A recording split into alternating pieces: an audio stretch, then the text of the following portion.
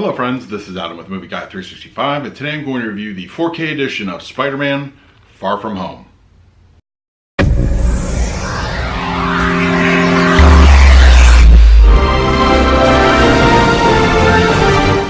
If you're new to the channel, please hit the like button, subscribe, hit that bell notification. I put out videos every single day. You can also find me over Twitter and Instagram at Movie Guy 365, as well as over at the Disney Magic Hour podcast. I will leave a link for that in the description.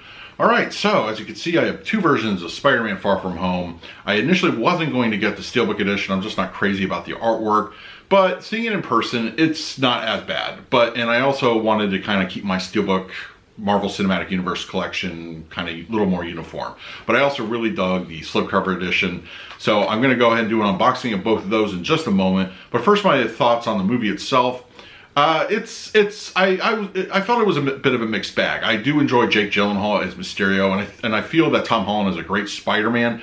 It's just a weird, I don't know, some weirdness about the movie itself. It was more like Mysterio was more Mysterio when he was a good guy, and then spoilers, when he becomes like the villain, it's just he's never in the suit ever again. He's just in a mocap suit and working behind the scenes. And I felt that was a little off. It didn't gel with me for the most part. It was just more, I don't know. I would have liked to have seen I like my bad guys in costume. I don't know. It's just the thing. But anyway, it was still overall a good movie. I don't feel it handled a post-Avengers Endgame world very well. Everything felt kind of normal, you know, considering what we saw in Endgame. But, you know, that being said, I still enjoy it. It does have its moments. So let's do a quick unboxing. And then in this particular video, I'm also going to talk about the Blu Ray and the digital, because every single version of this has something different and it brings something new to the table. So, all right, let's jump right into the unboxing. As you can see, I opted to go with both versions. I was really kind of negative on Steelbook, but in person, it actually looks really nice, which I'll highlight in just a few moments. So we are going to go start off with the slipcover edition. I just like this cover a lot. It's really nice. It just has a nice dichotomy there between the two. And hey, look, Mysterio's in the background. Rear cover, it's kind of an interesting choice there. And of course, that's going to lead to a slightly different interior, which is your standard, you know, without the slipcover. And then you have all your pertinent information on the back there. And then interior wise, you know, it's nothing really to see there. And also another interesting choice here with the slipcover, and I don't remember seeing this before, is on the spine, it actually has the rating. And if you can see that, it's weird, like how this looks, but you know, overall it's fine. I think they did it because the slipcover doesn't have anything on the back. It's just the artwork, so they went with that. All right, so let's take a look at the Steelbook. Now we do have the Steelbook.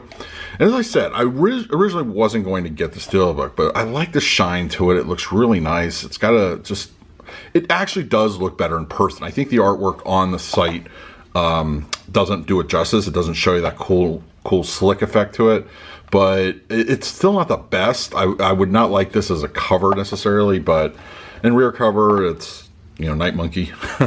And then we got the standard spine, and then interior artwork, not really anything. It's just basically the black web. It's just, you know, if you take that out, it's just the same thing. So, all right, let's talk about the 4K, the Blu Ray, and the digital.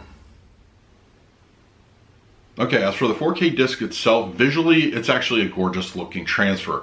Sony knows what they're doing as far as Dolby Vision, HDR goes, and their picture quality has always been top notch, and this is no different. Spider-Man's outfits are really, you know, they really show off the detail. There's a nice brightness in the red. As far as Mysterio and his abilities and the things that he uses throughout the movie, that's where your HDR really kicks in, pops. You know, as far as HDR and Dolby Vision goes, like, this is a visual treat overall. It's actually a beautiful looking picture. I can't find any issues whatsoever. Black levels are nice and deep. Leveling of detail, as I mentioned with Peter Parker's suit, is really good. And other costuming, clothing, skin textures, they all look really, really nice overall. It's actually a gorgeous looking picture. Now, the thing is, this is kind of a weird thing to talk about. We're used to this with Marvel slash Disney releases, but the Atmos on the 4K is borderline weak, in my opinion. Now, while there's a lot of discrete channel action, and that's what we want in our Atmos, this kind of feels like an actual Disney release. It doesn't have that oomph to it. It has good spatial awareness, but you're not getting that extra like oomph as far as just an overall dynamic soundstage. It's okay, but Sony releases are typically really good with this. And even though this is a Marvel MCU film, it was not released by Disney. So one has to wonder if this was actually intentional or not, considering that the other track is a good 7.1 True HD sound. I feel it's kind of a better, if you're picking between the two, it gives you that more of that dynamicness to it. It's still not perfect. It kind of still sets a little bit on the low side, but it is I don't know, it's just, I was kind of shocked when I had to like raise up the decibels a few points, and I still wasn't getting that oomph. It's something I'm used to as far as Marvel films go and released by Disney. But audio-wise, it is a bit of a mixed bag. So, for that reason, the 4K is kind of like a 50-50 as far as you get a great visual quality, but audio-wise, not so much. Now, talk a little bit about the Blu Ray. Now, why I feel that this is worth mentioning is I feel Blu Ray, the picture quality is really nice. While they don't have the added benefit of HDR or Dolby Vision, it's still like very visually pleasing. It looks great. HD is clean. It's a nice, very clear image. Audio-wise, I feel it's actually better than the 4K in my opinion. It uses a DTS 7.1. That's the track. Like, that's the thing that just gives you that extra oomph. That's the LFE just, all over the place. It feels like a Sony release at this point. It feels good, like, as far as audio-wise goes. That was just an odd choice as far as Sony goes, why they elected to do that with the Blu Ray but not the 4K. Now, talk a little bit about the digital. Now, normally I don't mention digitals in my review, but I want to start kind of changing that a little bit. Now, digitally wise, this is what you want to pay attention if you're an IMAX ratio fan.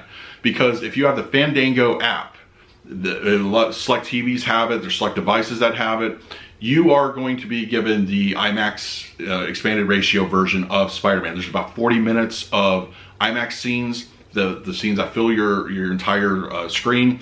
And I think that's a really unique kind of way to spin, like, hey, this is why you should do a digital viewing of this movie. Now, of course, this comes with a digital code, so you don't have to buy it separately. But if you really want to see the IMAX scenes, which are not included on the 4K disc, you definitely need to check out the stream version on Fandango app. That's actually, it's really nice. I got a chance to peruse through it for a few minutes. It was nice. It was very nice. It fills that screen. As far as audio goes, you're not going to get the IMAX audio sensation without specialized equipment. Most of us don't have that. So you're going to be given the 7.1. I can't remember if it did sponsor Atmos. I don't believe it did.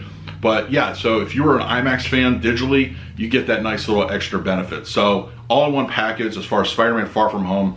It's a mixed kind of thing. Every single version of this has something new and brings it to the table. I hope this is not a future indication of Sony released titles that are a little bit on the low side. We already have to deal with that with Disney. But, hey, we're 4K people, so we really want to get that extra oomph. And it's just not here. And it's very unfortunate. But overall, if you're a visual guy, you have a lot to enjoy. So that's my review of Spider-Man Far From Home 4K, Blu-ray, and digital. Let me know in the comments below which version of the movie did you pick up and why. And are you going to check out those IMAX scenes on the Fandango Now app? And in the meantime, please like, subscribe, hit that bell notification. I'll put out videos every single day. So until next time, this is Adam with Movie Guy 365. I will see you at the movies.